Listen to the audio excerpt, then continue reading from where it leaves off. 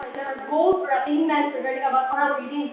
It's either to appreciate, to inform, to practice self-gestures, to memorize, and to practice speaking. I know, so not to memorize, but then to what you call to practice yourself and speaking in front of the public or in front of your classmates in the sense of practicing your speaking skills. So, any questions? No,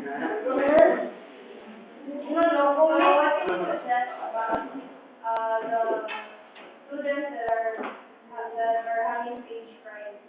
For me, I have, every contest is a stage fright. Even though presidents, even though ambassadors, and even though famous people really have high intellect, they always do have stage fright. But then to overcome it, in my own sense, in my own idea, you should be praying first. Praying is the best ever to overcome your confidence.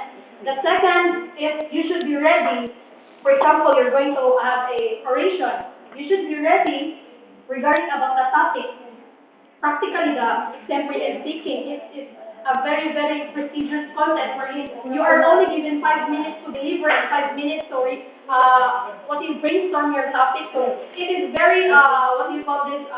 So five stage fright, you should relax, take a deep, deep, deep breath, and then go on. Have fun. Any questions? Thank you, Adriana. You know,